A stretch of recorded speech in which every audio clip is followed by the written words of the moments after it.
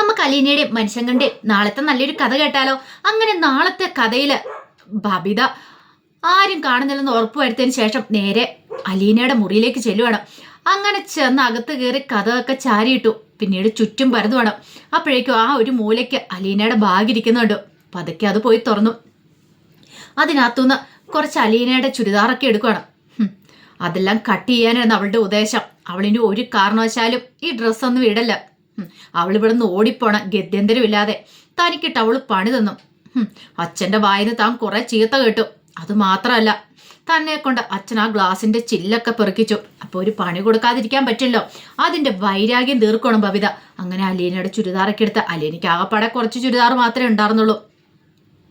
കത്രി വെച്ച് അതെല്ലാം കട്ട് ചെയ്യണം. ആ സമയം ബബിതയ്ക്ക് വല്ലാത്തൊരു ആത്മസംതൃപ്തിയായിരുന്നു. അലീനയ്ക്കിട്ട് പണി കൊടുക്കാൻ പറ്റിയില്ലോ. അവളിവിടുന്ന് താൻ ഓടിക്കും. അവളിവിടുന്ന് പോകാൻ കൂട്ടാക്കുന്നില്ല. അങ്ങനെയാണ് വെറുതെ വിട്ടിട്ട് കാര്യമില്ലല്ലോ. അങ്ങനെ അതൊക്കെ കട്ട് ചെയ്തിട്ട് അവിടെ വെച്ചിട്ട് ഒന്നും അറിയത്തില്ലാത്ത മട്ടില് ബബിത അവിടെ നിന്ന് ഇറങ്ങുവാണ്. പിന്നീട് അകത്തേക്ക് കയറി ചെന്ന് നേരെ രോഹിത്തിന്റെ അടുത്തേക്ക്.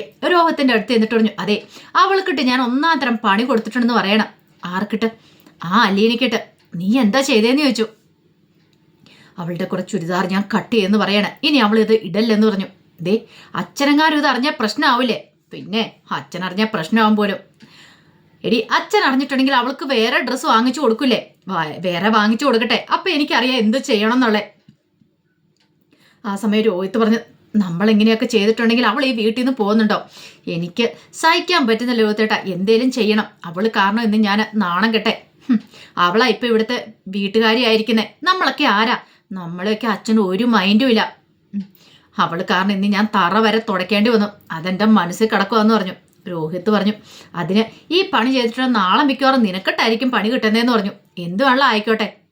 കൂടുതൽ കളിച്ചിട്ടുണ്ടല്ലോ, ഞാൻ അമ്മയുടെ അടുത്തേക്ക് പോകും. അല്ല, അമ്മ എന്തായാലും ഇങ്ങോട്ടേക്ക് വരുമെന്ന് തോന്നില്ല. അമ്മ എവിടെ പോകുന്നോ ഞാൻ അമ്മയോടൊപ്പം അവിടെ പോയി നിൽക്കും. അല്ലാതെ ഇവിടെ ഞാൻ നിൽക്കുമെന്ന് തോന്നുന്നുണ്ടോ? ഒരിക്കലും ഇല്ല എന്ന് പറഞ്ഞിട്ട് ബബിത അങ്ങോട്ടേക്ക് ഇറങ്ങിപ്പോയി. ഇതേ സമയത്ത് മണിശങ്കർ എറണാകുളം വീട്ടിൽ നിന്ന് പോകാനായിട്ട് ഇറങ്ങുകയാണ്. അങ്ങനെ പോകുന്ന സമയത്ത് അലീനയോട് ചോദിച്ചു, അല്ല ഇനിയിപ്പം തിരികെ എന്നാന്ന് ചോദിക്കണം. അപ്പോഴേക്കും രേവതിക്കുട്ടി പറഞ്ഞു, എന്താണെങ്കിലും അലീന ചേച്ചി ഇവിടം വരെ വന്നല്ലേ, ഒരു ദിവസം കഴിഞ്ഞിട്ടുള്ളൂ. നാളെ നമുക്കേ ചിന്നുമോളെ കാണാൻ പോയാലോ എന്ന് ചോദിച്ചു അലീനയോട്. അത് കേട്ടപ്പോൾ അലീന പറഞ്ഞു, അത് ശരിയാ, പക്ഷേങ്കിൽ എപ്പോഴും മാമച്ചനങ്ങളെ എങ്ങനെയാ ബുദ്ധിമുട്ടിപ്പിക്കുന്നേ ഇത്ര ദൂരമൊക്കെ പോവാനായിട്ട്. അത് കേട്ടപ്പം മനുശങ്കർ പറഞ്ഞു, അങ്ങനെയുള്ളൊരു കാര്യം ചെയ്യാം, ഞാൻ വരാമെന്ന് പറയണം. അപ്പോഴേക്കും അലീന ചോദിച്ചു, അല്ല മനുവേട്ടന് നാളെ ജോലിയില്ലേ? ജോലിയുടെ കാര്യമൊക്കെ ഞാൻ ഡീൽ ചെയ്തോളാം. അതൊക്കെ ഞാൻ നോക്കിക്കോളാം. ഞാൻ ഈ ചിന്നുമോളെ കണ്ടിട്ടില്ലല്ലോ, അപ്പം എനിക്കും കാണാനുള്ള ആഗ്രഹമുണ്ട്. പറഞ്ഞു കേട്ടുള്ള അറിവല്ലേ ഉള്ളൂ. അത് കേട്ടപ്പോൾ അലീന പറഞ്ഞു, അത് പിന്നെ മനുവേട്ടന് ബുദ്ധിമുട്ടാവില്ലേ? എനിക്കെന്ത് ബുദ്ധിമുട്ട്? എനിക്കൊരു ബുദ്ധിമുട്ടില്ല. ഞാൻ വരാം. ഇനിയിപ്പം ഞാൻ വരുന്നതുകൊണ്ട് നിങ്ങൾക്ക് ബുദ്ധിമുട്ടുണ്ടോ? രേവതിക്കുട്ടി പറഞ്ഞു, എന്ത് ബുദ്ധിമുട്ട്? മനുവേട്ടൻ വന്നാൽ മാത്രം മതി എന്ന് പറഞ്ഞു. അങ്ങനെ മനുശങ്കർ ഗ്രേസമ്മയോടും മാമച്ചനോടും ഒക്കെ യാത്ര പറഞ്ഞ് ആഹാരമൊക്കെ കഴിച്ചതിന് ശേഷമാണ് പോകുന്നത്. അങ്ങനെ വന്ന് വൈകുന്നേരം കിടക്കുന്ന സമയത്ത് അലീനയോട് രേവതിക്കുട്ടി ചോദിച്ചു, ഈ മനുവേട്ടൻ ആള് പാവമല്ലേന്ന് ചോദിച്ചു. അതെന്താ നീ അങ്ങനെ ചോദിച്ചേ? എത്ര പാവമെന്ന് നോക്കി. അലീന ചേച്ചി ആ വൈജയന്തിമാലയുടെ മോളല്ലെന്ന് അറിയുന്നതിന് മുമ്പ് തന്നെ ചേച്ചിയോട് ഭയങ്കര സ്നേഹമല്ലായിരുന്നോ മനുവേട്ടന്? അതെ, പക്ഷെ ഇപ്പം ചേച്ചി ആ വൈജയന്തിമാലയുടെ മോളാന്ന് അറിഞ്ഞു കഴിഞ്ഞപ്പോൾ ഇത്തിരി സ്നേഹം കൂടുമല്ലേ ചെയ്തേന്ന് ചോദിച്ചു. അത് കേട്ടപ്പോൾ അലീന ചോദിച്ചു, നീ എന്താ ഈ പറഞ്ഞു വരുന്നേ? ഏയ് ഒന്നുമില്ല, ഞാൻ അങ്ങോട്ട് പറഞ്ഞതുള്ളെന്ന് പറയണം. അങ്ങനെ അവർ കിടക്കുന്ന സമയത്ത് രേവതിക്കുട്ടി പറഞ്ഞു, അല്ല ചേച്ചിക്ക് ഓർമ്മയുണ്ടോ നമ്മുടെ ആ പഴയ ജീവിതമൊക്കെ? നമ്മൾ പ്രതീക്ഷിച്ചോ ചേച്ചിക്കാണെങ്കിൽ ഒരു അമ്മയുണ്ടാവും, എനിക്ക് അച്ഛനുണ്ടാവും എന്നൊക്കെ നമ്മൾ സ്വപ്നത്തിലെങ്കിലും വിചാരിച്ചിട്ടുണ്ടോ എന്ന് ചോദിച്ചു.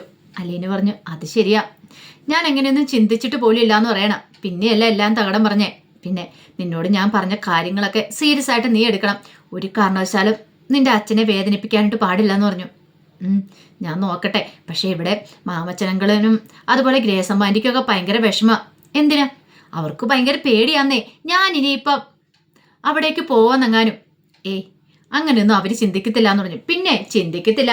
ഈ പറയുന്നേ എൻ്റെ മുത്തശ്ശൻ എന്ന് പറയുന്ന അദ്ദേഹം വന്ന സമയത്തെ എന്നോട് പറഞ്ഞു പോലും ഇല്ല. അവർക്ക് പേടിയായിരുന്നു ഞാൻ അറിഞ്ഞിട്ട് ഇനി അങ്ങോട്ടേക്ക് പോകുമെന്ന്. ഇഷ്ടം പോലെ സ്വത്തൊക്കെ ഉണ്ടെന്നാ പറഞ്ഞേ. അത് കേട്ടപ്പോൾ അലീന ചോദിച്ചു, നിനക്ക് സ്വത്തൊക്കെ വേണോ? ആർക്ക് വേണം? എനിക്കതൊന്നും വേണ്ട. അലീന ചേച്ചിക്ക് അറിയാലോ. പിന്നെ ഞാൻ ഇവിടുന്ന് ഗ്രേസമ്മാൻ്റെയും മാമച്ചനങ്ങളിലും ഇട്ടിട്ട് ഒരിടത്തും പോയില്ല. അതിപ്പോൾ എത്ര വലിയ സ്നേഹം തരാമെന്ന് പറഞ്ഞാലും ഞാൻ പോയില്ല എന്ന് പറഞ്ഞു. അത് കേട്ടപ്പോൾ അലീന പറഞ്ഞു അങ്ങനെ വേണം, കാരണം നമ്മൾ ഒരിക്കലും അവരെ നോവിക്കരുത്. ആരും ഇല്ലാത്ത സമയത്ത് നമുക്ക് തണലായി വന്നവരാ, അതുകൊണ്ടാ. ആ സമയം രേവതിക്കുട്ടി ചോദിച്ചു, അല്ല ചേച്ചിക്ക് ആഗ്രഹമില്ലേ ചേച്ചിയുടെ അമ്മ ചേച്ചിനെ തിരിച്ചറിയണമെന്ന്, ആ സ്നേഹം കിട്ടണമെന്ന്? അലീന ഒന്നും മിണ്ടിയില്ല. എന്താ ചേച്ചി എന്താ ഒന്നും മിണ്ടാത്തേന്ന് ചോദിച്ചു.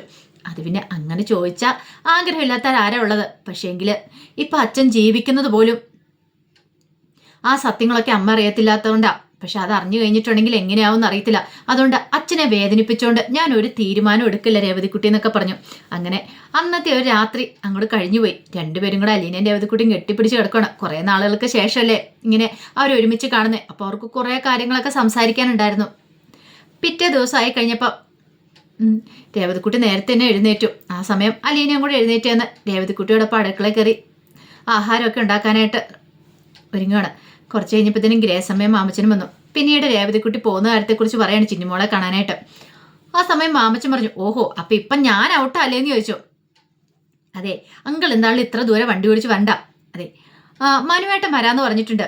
ഒരു കാര്യം ചെയ്യാം, ഞാനും അലീനി ചേച്ചിയും ആ കൂടെ പോയിക്കൊള്ളാന്ന് പറഞ്ഞു. അപ്പോഴേക്കും ഗ്രേസം പറഞ്ഞു, അപ്പം പിന്നെ ഞാനോ, എനിക്ക് ചിന്നുമോളെ കാണണ്ടേന്ന് ചോദിച്ചു. അതിനെന്താ ആൻറ്റിയും പോരെ, നമുക്ക് ഒരുമിച്ച് പോവാലോന്ന് പറഞ്ഞു. അങ്ങനെ അവർ പോവാനായിട്ട് റെഡിയാവുകയാണ്. ഇതേ സമയത്ത് ശിവശങ്കരനും രാജുവിനും ഒക്കെ ഇനി പതിവ് ദിവസം നിൽക്കാൻ പറ്റില്ല, തിരികെ പോകണമല്ലോ. അപ്പം അതിനു മുമ്പ് കുറച്ച് കാര്യങ്ങളൊക്കെ ചെയ്തു തീർക്കാനുണ്ട്. വൈജയുടെ കാര്യങ്ങളൊക്കെ ഒരു തീരുമാനം എത്തിയിട്ടില്ല. എങ്ങോട്ട് പോകുമെന്ന് അറിയത്തില്ല. കടപ്പാട്ടി വീട്ടിലേക്ക് പോകത്തില്ല എന്ന് പറഞ്ഞിരിക്കുക. പിന്നീട് സൗദാമിനി മുത്തശ്ശിയുടെ അടുത്തേക്ക് ശിവശങ്കരൻ ചെല്ലുവാണ്. ശിവശങ്കരൻ ചെന്നിട്ട് മുത്തശ്ശിയോട് കാര്യങ്ങൾ പറയണം. അതെ അമ്മ ഒരു കാര്യം ചെയ്യണം, വൈജയെ വിളിച്ചൊന്ന് ഉപദേശിക്കണം. അവളോട് കടപ്പാട്ടി വീട്ടിലേക്ക് തന്നെ തിരികെ പോകാൻ പറയണം. അത് കേട്ടപ്പോൾ സൗദാമിനി മുത്തശ്ശി പറഞ്ഞു, എടാ ഞാൻ പറഞ്ഞിട്ടുണ്ടെങ്കിൽ അവൾ കേൾക്കുമെന്ന് നിനക്ക് തോന്നുന്നുണ്ടോ? അമ്മേ അവൾ പിന്നെ എങ്ങോട്ട് പോകുന്ന ഓർത്തിരിക്കുന്നേ? അവൾക്ക് ഇപ്പോഴും അഹങ്കാരമാ. ബൈസ്റ്റാൻഡറായിട്ട് ആ സുനന്ദയൊക്കെ വന്നുകൊണ്ടിരുന്നായിരുന്നു.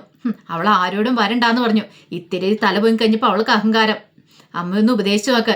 ഞങ്ങൾ പറഞ്ഞാലൊന്നും അവൾ അനുസരിക്കാൻ പോകുന്നില്ല. ഇനിയിപ്പം ഞങ്ങൾക്കിവിടെ അവളുടെ കാര്യങ്ങൾ നോക്കിക്കൊണ്ട് നിൽക്കാനൊന്നും പറ്റില്ല. ഞങ്ങൾക്ക് പോയല്ലേ മതിയാവുള്ളൂ. പിന്നെ ഇടയ്ക്കിടയ്ക്ക് അവളോട് വിളിക്കലെന്ന് പറഞ്ഞിട്ടുണ്ടെന്ന് പറഞ്ഞു. എടാ നിങ്ങളും കൂടെ ഇങ്ങനെ കൈ ഒഴിഞ്ഞിട്ടുണ്ടെങ്കിൽ അവൾ എന്ത് ചെയ്യും? എന്ത് ചെയ്യാനായിട്ടാ? അവൾക്ക് തൻ്റെ ഇടമല്ലേ ഉള്ളേ. മര്യാദയ്ക്ക് ആ ബാലേന്ദ്രൻ്റെ അടുത്തേക്ക് തിരികെ പോയാൽ പോരെ. അത് കേട്ടപ്പോൾ സൗദാമിനി മുത്തശ്ശി ഒന്നും മിണ്ടിയില്ല. മുത്തശ്ശിയുടെ കണ്ണൊക്കെ നിറഞ്ഞു വന്നു. അപ്പോഴേക്കും ശിവശങ്കരൻ പറഞ്ഞു, അമ്മയെ വിഷമിപ്പിക്കാൻ വേണ്ടി പറഞ്ഞല്ല, അറിയാലോ ഇങ്ങോട്ടേക്ക് അങ്ങനെ അവൾ വരാമെന്ന് വെച്ചിട്ടുണ്ടെങ്കിൽ ഇവിടെ വന്നിട്ടുണ്ടെങ്കിൽ കമലയ്ക്ക് ഇഷ്ടപ്പെടുവോ? അത് കേട്ടപ്പോൾ സൗദാമിനി മുത്തശ്ശി പറഞ്ഞു, അല്ലെങ്കിൽ തന്നെ എന്നെ പോലെ അവൾക്ക് കണ്ടെടുത്താൽ കാണത്തില്ല. ഞാൻ ആ കടപ്പാട്ട് വീട്ടിൽ എത്ര നല്ല സന്തോഷത്തോടെ കഴിഞ്ഞെന്നറിയാവോ? എല്ലാം വൈജ കാരണം. വൈജ എന്നെ ഇങ്ങോട്ട് പിടിച്ചോണ്ട് ഇട്ടില്ലായിരുന്നെങ്കിൽ ആ കൊച്ചെന്നെ നല്ല രീതിയിൽ നോക്കിയാനോ. ഇനിയിപ്പോൾ അങ്ങോട്ടേക്ക് കയറി ചെല്ലാൻ പറ്റുമോ? അതൊക്കെ ഓർക്കുമ്പോൾ എനിക്കൊരു ടെൻഷനാ. ശിവശങ്കരൻ പറഞ്ഞു, അമ്മ അങ്ങോട്ട് ചെല്ലുവാണെങ്കിൽ അവൾ ഇപ്പോഴാളും നല്ല പൊന്നുപോലെ അമ്മയെ നോക്കും. അതെങ്ങനെ നിനക്കറിയാം? എനിക്കറിയാന്നേ. അവൾക്ക് അമ്മയോട് അത്രയ്ക്ക് സ്നേഹമുണ്ട്. അമ്മ ഉദ്ദേശിക്കുന്ന പോലെ ഒന്നും അല്ലാന്ന് പറഞ്ഞു. പിന്നെ അമ്മ അവളോട് ശത്രുതയൊന്നും വെച്ച് പുലർത്തരുത്, ബാലേന്ദ്രൻ്റെ മോളാന്നും പറഞ്ഞോണ്ട്. എടാ ഞാൻ എന്തിനാ ശത്രുത വെച്ച് പുലർത്തുന്നേ? പറയുക ചെയ്തേ. ബാലേന്ദ്രൻ്റെ മോളെന്ന് പറഞ്ഞാൽ പിന്നെ അത് വൈജയുടെയും കൂടെ മോളല്ലേന്ന് ചോദിച്ചു. അതെന്താടാ നീ അങ്ങനെ പറഞ്ഞേ? ഞാൻ പറഞ്ഞ അമ്മേ വൈജയ്ക്കും തെറ്റുകളൊക്കെ പറ്റിയിട്ടുണ്ടല്ലോ. അപ്പം പിന്നെ ബാലേന്ദ്രനെ കുറ്റം പറയാനുള്ള അർഹതയൊന്നും ഈ പറയുന്ന വൈജയ്ക്കും ഇല്ല. അതുകൊണ്ട് അമ്മ അവളോടൊന്ന് സംസാരിക്കണം എന്നൊക്കെ പറഞ്ഞു. മുത്തശ്ശി പറഞ്ഞു, ഞാൻ നോക്കട്ടെ, ഞാൻ സംസാരിച്ചാലൊന്നും അവൾ കേൾക്കുമെന്ന് തോന്നില്ല, പറയാന്നൊക്കെ ഇങ്ങനെ മുത്തശ്ശി പറയാണ്. അതേസമയം എറണാകുളം വീട്ടിലേക്ക് മനശങ്കർ വരുവാണ്. അലീനയും രേവതിക്കുട്ടി എല്ലാം റെഡി ആയിട്ടിരിക്കുമായിരുന്നു. അങ്ങനെ മനശങ്കർ വന്നു കഴിഞ്ഞപ്പോഴത്തേനും അലീന അങ്ങോട്ടേക്ക് ഇറങ്ങിച്ചെന്നു. ഈ സമയം മനശങ്കർ പറഞ്ഞു, കുറേ സമയമായ ഒരുങ്ങിയിരിക്കാൻ തുടങ്ങിയിട്ട്. ഇപ്പോൾ ഒരുങ്ങിയിരുന്നുള്ളെന്ന് പറയണം. എന്നാൽ ശരി കയറിക്കോളാൻ പറയണം. ആ സമയത്ത് അലീന പുറയിലേക്ക് കയറാൻ തുടങ്ങി. രേവതിക്കുട്ടിയും അതുപോലെ ഗ്രേസമ്മയും കൂടെ വരുന്നുണ്ടായിരുന്നുള്ളൂ. നീ എന്താ പുറയിലാണോ കയറുന്നതെന്ന് ചോദിച്ചു. അതെന്താ പുറയിൽ കയറാൻ പാടില്ലെന്ന് ചോദിച്ചു. അതെ നീ പുറയിൽ കയറിയിട്ടുണ്ടെങ്കിൽ എൻ്റെ ഡ്രൈവിങ് ശരിയാകത്തില്ല. ഡ്രൈവിങ് ശരിയാകത്തില്ലെന്നോ? എന്തൊക്കെയാ മനുവേട്ടൻ പറഞ്ഞേ? നമുക്ക് അപകടം ഉണ്ടാവുന്നുള്ള കാര്യം ഉറപ്പാന്ന് പറഞ്ഞു. അപകടമോ? അതെന്താ? അപ്പോഴേക്കും രേവതിക്കുട്ടിയും ഗ്രേസമ്മയും വന്ന് കാറിനകത്ത് കയറി. ഇവർ രണ്ടുപേരും കൂടെ മാറി നിന്ന് സംസാരിക്കുന്നുണ്ട്. അതെ എന്താന്ന് വെച്ചാൽ നീ പുറയിൽ കയറി ഇരുന്നിട്ടുണ്ട്, ഞാൻ ഇടയ്ക്കിടയ്ക്ക് കണ്ണാടി കൂടെ നോക്കും. അപ്പം പിന്നെ എനിക്ക് വഴിയിലുള്ള വണ്ടി കാണാൻ പറ്റുമോ? പിന്നെ കാറ് പോയി ഇടിക്കില്ലെന്ന് ചോദിച്ചു. ഇത് കേട്ടപ്പോൾ അലീന പറഞ്ഞു, വേണ്ടട്ടാ മനുവേട്ടാന്ന് പറയാം. അതെ അതുകൊണ്ട് മര്യാദയ്ക്ക് നീ ഫ്രണ്ടിൽ കയറിയാൽ മതി എന്ന് പറഞ്ഞു. അല്ല എനിക്ക് പിന്നെ ഒന്നും പറയാൻ പറ്റുമോ? അങ്ങനെ അലീന വന്ന് ഫ്രണ്ടിൽ കയറി. ആ സമയം രേവതിക്കുട്ടി ഗ്രേസമ്മയോട് പതുക്കെ പറഞ്ഞു, അതെ അവർ രണ്ടുപേരും തമ്മിലുള്ള നിൽപ്പും സംസാരമൊക്കെ ശ്രദ്ധിച്ചായിരുന്നു എന്ന് ചോദിച്ചു. എന്താ നല്ല ഭംഗിയുണ്ടല്ലേ എന്ന് ചോദിച്ചു. ഗ്രേസം പറഞ്ഞു, അതെ എന്ന് പറയണ. അപ്പോഴേക്കും അലീന തിരിഞ്ഞു ചോദിച്ചു, എന്താ രണ്ടുപേരും കൂടെ ഒരു കുശലം പറിച്ചില്ല? ഒന്നുമില്ല എന്ന് പറയണ. അങ്ങനെ അവർ സന്തോഷമായിട്ട് ചിന്നുമോളെ കാണാൻ പോയി. പോകുന്ന വഴിക്ക് രേവതിക്കുട്ടിയല്ലേ വാ തോരാതെ ഓരോ വർത്താനങ്ങളൊക്കെ പറയുന്നുണ്ടായിരുന്നു. ഓരോ ചളി വർത്താനങ്ങളൊക്കെ കേട്ട് കഴിഞ്ഞപ്പോൾ അലീന ഇടയ്ക്കിടയ്ക്ക് വഴക്ക് പറയും, ഇവളുടെ നാക്കെന്നൊക്കെ പറഞ്ഞിട്ട്. അപ്പോഴേക്കും ഗ്രേസം പറയും, എൻ്റെ പൊന്നു മോളെ ഞങ്ങൾ എങ്ങനെയാ സഹിക്കുന്നത് ഞങ്ങൾക്ക് മാത്രം അറിയത്തുള്ളൂ എന്ന് പറഞ്ഞു. രേവതിക്കുട്ടി പറഞ്ഞു, പിന്നെ ഞാനവിടെ ഇല്ല കാണായിരുന്നു, രണ്ടെണ്ണം കൂടെ രണ്ട് മൂലയ്ക്ക് പോയിരിക്കുന്നേ. എന്നിട്ടിപ്പം ഞാൻ എന്തേലും പറയുമ്പോൾ എനിക്ക് കുറ്റം എന്നൊക്കെ പറഞ്ഞു. അങ്ങനെ അവിടെ ഒടുവിൽ ചിന്നുമോളെ കണ്ടിട്ട് എത്തുകയാണ്. അപ്പം ചിന്നുമോൾക്ക് വേണ്ടി കുറേ സ്വീറ്റ്സും ഡ്രസ്സൊക്കെ വാങ്ങിയിട്ടുണ്ടായിരുന്നു ചിന്നുമോൾക്ക് കൊടുക്കാനായിട്ട്. രേവതിക്കുട്ടി എന്ന് പറഞ്ഞാൽ ചിന്നുമോൾക്ക് ഭയങ്കര ജീവനാണ്. അങ്ങനെ അവിടെ ചെന്നു സിസ്റ്റേഴ്സിൻ്റെ കയ്യിൽ സ്വീറ്റ്സൊക്കെ കൊടുക്കണം. അപ്പോൾ അവിടെ വേറെയും കുറേ കുട്ടികളൊക്കെ ഉണ്ടല്ലോ. അങ്ങനെ ഒടുവിൽ ചിന്നുമോൾ അവരുടെ മുന്നിലേക്ക് വരുവാണ്. രേവതിക്കുട്ടിയെ കണ്ടു കഴിഞ്ഞപ്പോഴത്തേനും ചിന്നു ചേച്ചി എന്ന് പറഞ്ഞ് ഓടി വന്ന് കെട്ടിപ്പിടിക്കണം. രേവതിക്കുട്ടി ചിന്നുമോളെ എടുത്തിട്ട് കുറേ കൊഞ്ചിക്കുകയൊക്കെ ചെയ്യണം. അത് കണ്ടപ്പോൾ അലീനയുടെയൊക്കെ കണ്ണ് പറഞ്ഞ് അറിഞ്ഞു വന്നു.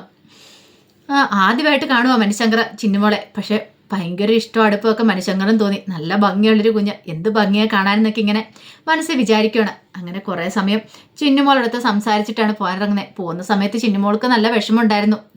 അവർ തിരികെ പോകുന്ന സമയത്ത് ഇനി ഇടയ്ക്ക് വരാം കേട്ടോ, അങ്ങനെയൊക്കെ അലീനെ രേവതിക്കുട്ടിയും പറഞ്ഞിട്ടാണ് അവിടെ നിന്ന് ഇറങ്ങുന്നത്. ആ സമയത്ത് രേവതിക്കുട്ടി ഭയങ്കര മനസ്സിൽ വിഷമമായി. കാരണം ചിന്നുമോളെ ഇടയ്ക്കിടയ്ക്ക് കാണാൻ വരുമ്പോഴത്തേനും എന്തോ വല്ലാത്തൊരു ബുദ്ധിമുട്ടാണ് വന്നിട്ട് പോകുമ്പോൾ. അതേ ഒരു ബുദ്ധിമുട്ട് തന്നെയായിരുന്നു ഗ്രേസമ്മയ്ക്കും. എന്ത് നല്ല കുഞ്ഞ്, പാവം, ഇതിനെ കിട്ടുമായിരുന്നെങ്കിൽ എന്നൊരു ചിന്തയൊക്കെ ഗ്രേസമ്മയുടെ മനസ്സിലുണ്ടായിരുന്നു. ഓരോ തവണ കാണുമ്പോഴും എന്തോ ഒരു വല്ലാത്ത അടുപ്പം ഗ്രേസമ്മയ്ക്ക് ചിന്നുമോളോട് തോന്നുന്നുണ്ടായിരുന്നു. അപ്പോൾ അതിൻ്റെ വിശേഷങ്ങളൊക്കെ നമ്മൾ കാണാൻ പോകുന്നത്. എന്താണെങ്കിലും ഒരു കാര്യം ഉറപ്പായി, ബബിതയുടെ കാര്യത്തിലൊരു തീരുമാനമായി. അലീനെ വീട്ടിലേക്ക് തിരികെ എത്തിക്കഴിയുമ്പോൾ ആ ഡ്രസ്സൊക്കെ കണ്ടു കഴിയുമ്പോഴത്തേനും പിന്നെ ബാലേന്ദ്രൻ വെറുതെ വിടുവോ ബബിതയെ? ഉറപ്പായിട്ടും പണി കൊടുക്കുക തന്നെ ചെയ്യും. ഇനിയിപ്പോൾ വീട്ടിൽ നിന്ന് അടിച്ചിറക്കുമെന്ന് പോലും അറിയത്തില്ല. അപ്പോൾ അതിൻ്റെ വിശേഷങ്ങൾക്കായി നമുക്ക് എല്ലാവർക്കും കാത്തിരിക്കാം കേട്ടോ. ഒരിക്കൽ കൂടി എല്ലാവർക്കും ശുഭരാത്രി നേർന്നുകൊണ്ട് നിർത്തുന്നു. നന്ദി.